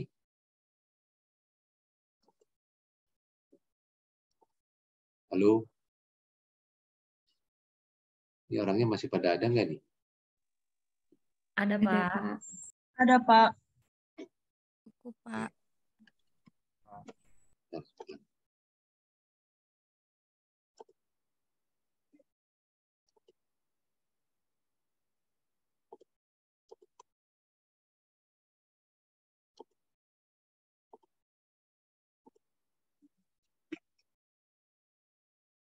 Oke.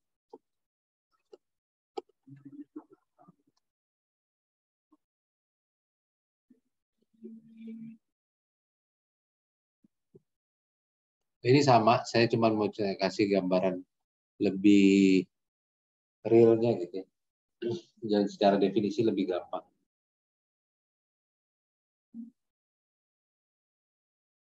Ini market risk itu, risiko pasar itu bisa, risiko kerugian bisa muncul baik di on balance sheet maupun off balance sheet. On balance sheet kita itu ya tadi, neraca laba rugi. Off balance sheet itu yang rekening komitmen kontingensi. Ya, komitmen kontingensi itu hak dan kewajiban yang belum tereksekusi gitu ya. Itu ada di rekening komitmen kontingensi.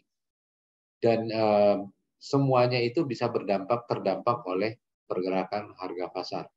Contohnya apa tadi? Suku bunga, kurs, valuta asing gitu ya. Maupun dari perusahaan penerbit surat berharga itu sendiri. Itu bisa jadi risiko pasar.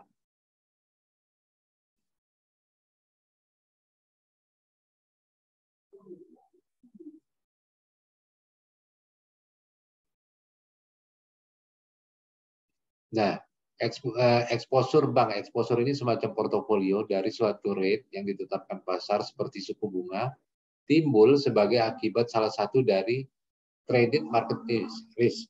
Jadi risiko dari trading, tadi yang saya bilang. ada banking book, ada trading book. Ada risiko suku bunga di banking book.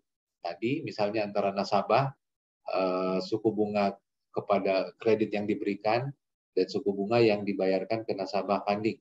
Itu ada interest rate yang bisa beresiko di banking book.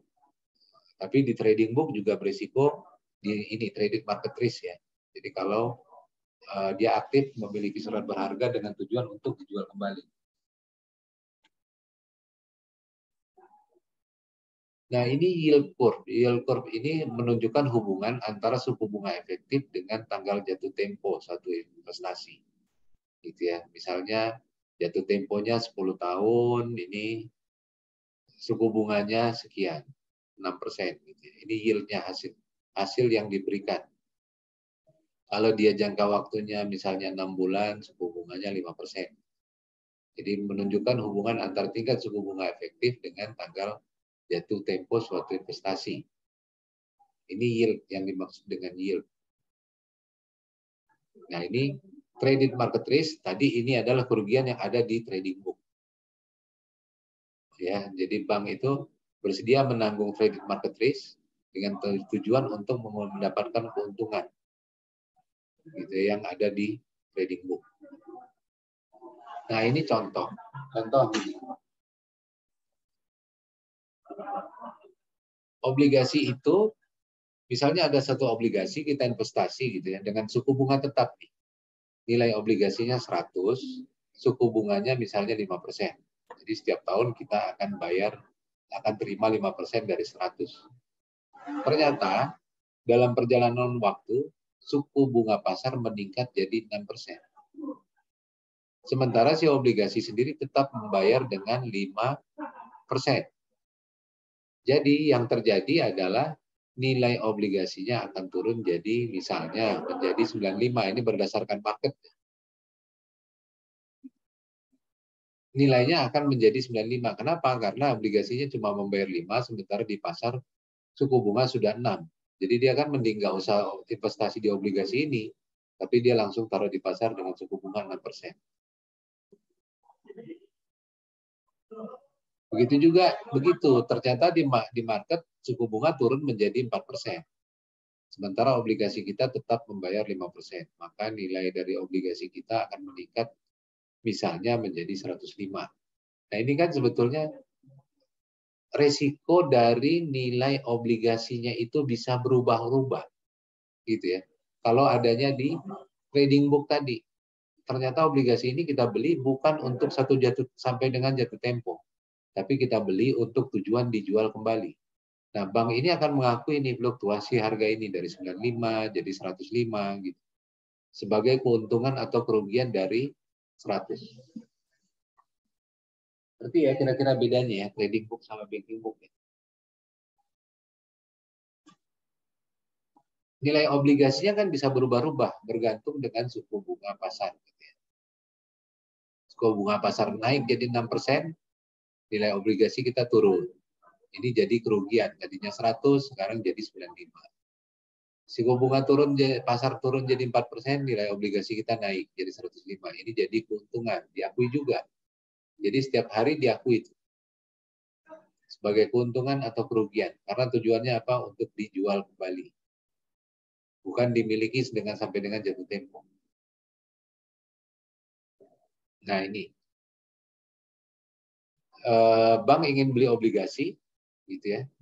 Terus pendanaannya dari mana? Gitu ya. Dia bisa melakukan penghimpunan dana berjangka, misalnya dengan 5 tahun, suku bunga tetap, bisa lebih dari 5 tahun atau kurang dari 5 tahun. Ini alternatif yang banknya bisa pilih. Dia mau beli obligasi, bisa dengan suku bunga 5 tahun, suku bunga tetap, lebih dari 5 tahun atau kurang dari 5 tahun. Nah, ini kan bisa terjadi mismatch. Mismatch-nya gimana? Misalnya bank itu membeli obligasi untuk jangka waktu 5 tahun, suku bunga 5%. Jadi banknya akan terima nih dari obligasi ini bunga 5% setahun. Dari mana dia beli? Pakai dana pihak ketiga. Dari dana nasabah, gitu ya. Yang jangka waktunya sama, 5 tahun. tapi bunganya 4,5%. Bunganya kena sama. Berarti kan dia perubahan dari nilai obligasi ini, kalaupun terjadi gitu, ini mengalami kerugian, ini dia masih ada untung 0,5% dari sini. Karena dia tetap akan terima 5%, sementara dana yang dia peroleh itu dengan bunga 4,5%. Jadi dalam hal ini bank ini tidak memiliki risiko pasar karena dia memiliki kemampuan untuk mengcover yang berasal dari dana pihak ketiga yang lebih murah. Nah ini kejadiannya lain lagi. Misalnya kalau trader itu berminat gitu, terus dia membiayai dengan dana pihak ketiga yang 6%, tapi jangka waktunya 10 tahun. Ini lebih mahal dari ini, dari yang dia peroleh. Tapi kalau misalnya nanti suku bunga turun, gitu ya, suku bunga turun, berarti nilai obligasinya naik, bukan tidak mungkin dia ini bisa mengcover ini, mengcover yang 6% tadi. Ini kan fix nih, 6% terus setiap tahun. Itu contoh-contoh. Nah ini contoh lagi. Dia beli obligasi jangka waktu 5 tahun dengan suku bunga 5%, didanai dengan overnight. Overnight itu harian berarti ya. Harus dibayar harian. Tapi dengan suku bunga lebih murah 3%. Erik.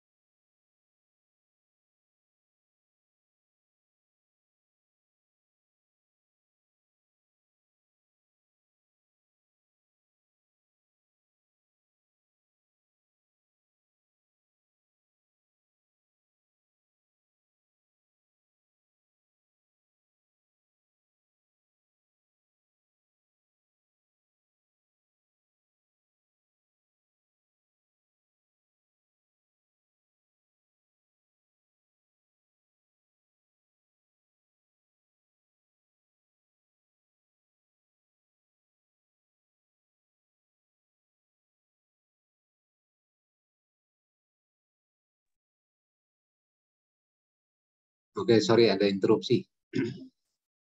Saya lanjut lagi ya, sedikit lagi. Ini cuma contoh-contoh risiko pasar. Tapi yang perlu diingat sebetulnya adalah risiko itu bisa ada di trading book maupun di banking book. Paling besar risikonya di mana ya? Di trading book. Trading book itu dia berfluktuasi. Tapi banknya memang memiliki surat berharga itu tujuannya untuk dijual kembali. Kecuali kalau dia banknya itu memutuskan beli surat berharga itu untuk disimpan dikuasai sampai dengan obligasinya misalnya sampai dengan jatuh tempo. Nah, ini contoh lagi misalnya. Mitigasinya bagaimana kalau dia ternyata keputusan pendanaannya ini obligasinya jangka waktu 5 tahun bunga 5%, dia banknya pengen dapat dana murah gitu ya dengan nilai cuma 3% tapi overnight. Jadi harian dia harus penuhi nih kemungkinan dana ini ditarik gitu ya setiap hari. Tapi kalau misalnya tradernya memperkirakan tingkat suku bunga dana setiap hari akan turun, maka obligasinya nanti nilainya akan makin besar. Dan ini kemungkinan keuntungannya juga semakin besar gitu ya. Nah ini contoh gitu ya, tahun 89 Midland Bank, sebuah bank besar di Inggris mengalami kerugian lebih dari 116 juta pound sterling karena suku bunga yang dimiliki oleh investment bank unit usahanya. Karena bank itu waktu dia mengalami kerugian, dia berusaha menutup kerugiannya justru dengan meningkatkan exposure-nya. Ya, jadi exposure-nya malah ditambah gitu. Jadi dia misalnya mengalami kerugian dia punya exposure kewajiban tadi mismatch gitu ya, ternyata dia harus bayar bunganya kejadiannya lebih tinggi, justru dia tambah lagi exposure-nya di situ. Kebijakannya salah gitu ya. Nah, itu makanya bank itu sekarang membatasi setiap transaksi itu harus diselesaikan di hari yang sama gitu ya. Atau dengan limit-limit tertentu supaya kerugiannya tidak membesar gitu ya. Kerugiannya itu terbatas. Nah, ini contoh ya, di depan ini menggambarkan risiko pasar dalam konteks trading untuk mendapatkan keuntungan. Ya, tapi ada juga bank yang menghadapi persoalan serupa itu sebagai konsekuensi dari pelaksanaan kegiatan sehari-hari, yaitu misalnya untuk melayani nasabah gitu ya. Dan bank itu harus masuk ke pasar uang, menghadapi risiko, ada perubahan kurs, ada perubahan suku bunga gitu ya, karena untuk memenuhi kebutuhan nasabah.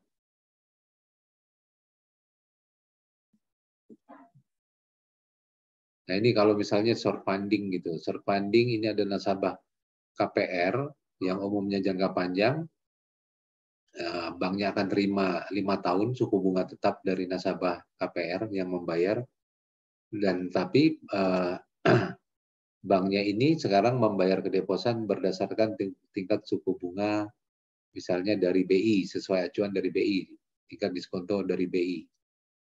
Nah, jadi kan dia akan memiliki exposure risiko pasar di banking book gitu ya. Kenapa di banking book? Karena deposito ini ataupun KPR ini sesuai dengan jangka waktu, bukan hanya untuk mengambil keuntungan dalam jangka pendek gitu ya. Jadi dia akan memiliki posisi trading tanpa mempertimbangkan suku bunga akan naik atau turun gitu ya. Karena ini sudah terikat dengan kontrak yang akan dilaksanakan hingga jatuh tempo.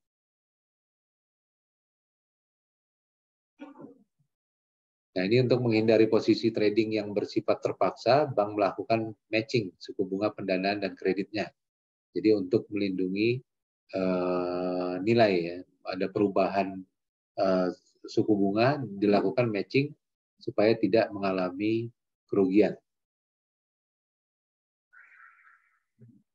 Ini juga bisa terjadi swap gitu ya, swap dengan ada partner bank lain, bank B dan bank C.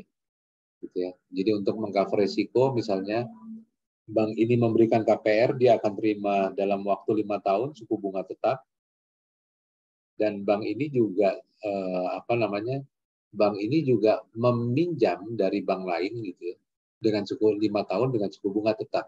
Jadi ini akan matching gitu, banknya tidak mengalami kerugian. Ke deposan banknya juga bisa membayar bunga dengan sesuai bunga BI, diskonto BI, Bank Sentral, dan dia juga meminjam gitu ya. Bukan meminjam, dia juga menempatkan di Bank C. Dia akan terima tingkat suku bunga sesuai diskonto BI. Nah, ini jadi resikonya termitigasi nih. Mitigasi resikonya dilakukan seperti ini. Ini 5 tahun, jangka waktu 5 tahun, banknya bisa mendapat keuntungan. Ini suku bunganya juga sesuai dengan ini BI, partnernya dengan bank lain gitu ya. Jadi banknya tidak mengalami mismatch. Ini contoh dilakukan swap gitu ya istilahnya itu. Istilahnya swap dengan dua bank. Atau dia mencari counterparty banknya. Ada partnernya gitu, ada partnernya yang di luar negeri yang bisa menerima suku bunga tetap KPR gitu ya dari nasabah KPR, dan dia akan bayar suku bunga tetap ke pihak ketiga yang sama.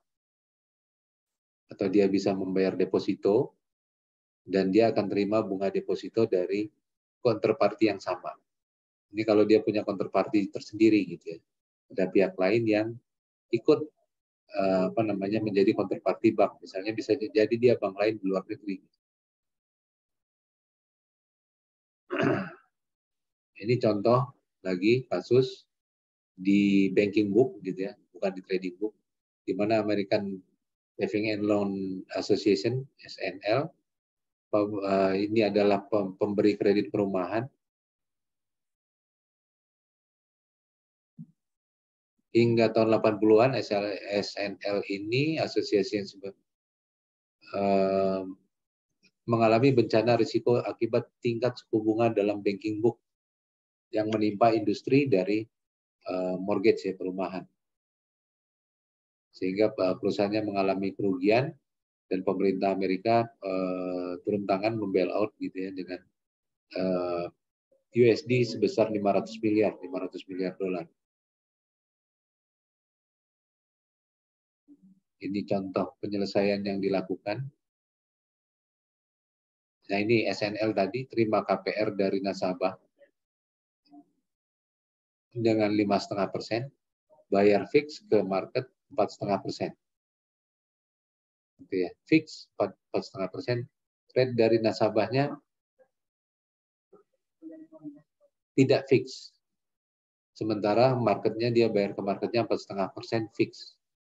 Yang terjadi adalah pada saat suku bunga turun, banyak nasabah KPR yang melunasi kreditnya.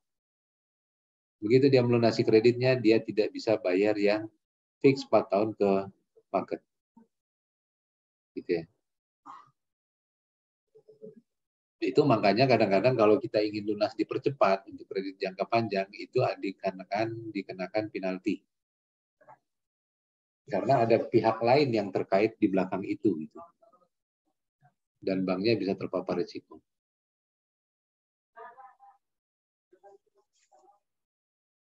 Ini unmatched. Unmatched-nya misalnya terima dari KPR baru 3,5%, tapi bayar fixnya 5 tahun 4,5%. Ini tidak ada menyebutkan fix, jadi masih bisa naik turun. Kalau dengan posisi ini, bank ini sendiri mengalami kerugian. 3,5% dapat dari KPR, bayar ke market 4,5%.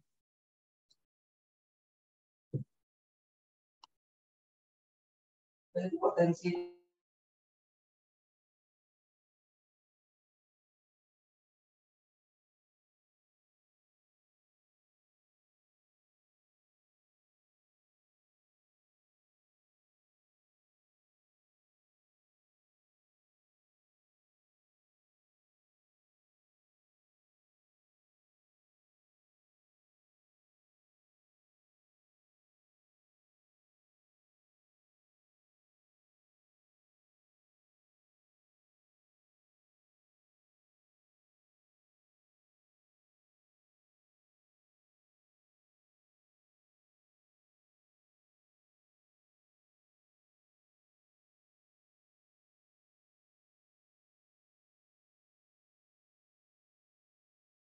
Ini yuk.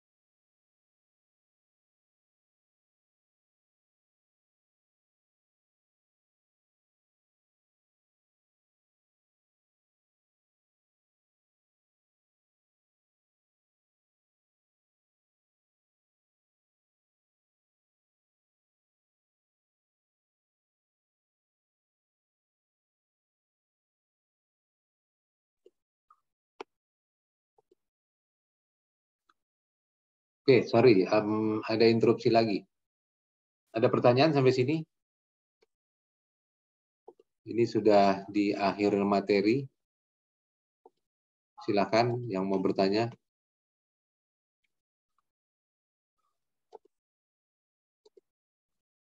Tidak ada? Halo? Apa orangnya sudah tidak ada semua? Paling itu Pak yang tadi apa sih yang PPT tambahan yang contoh-contoh kasusnya bisa minta di-share nggak Pak? Ya. Nanti kalau ada yang bahas masalah materi market, diingat ya itu mitigasinya seperti apa misalnya contoh gitu. Mitigasinya seperti apa? Mitigasinya kan ada beberapa poin tuh tadi di halaman ini ya. Di materi yang pertama gitu ya. Nanti contoh-contohnya saya share.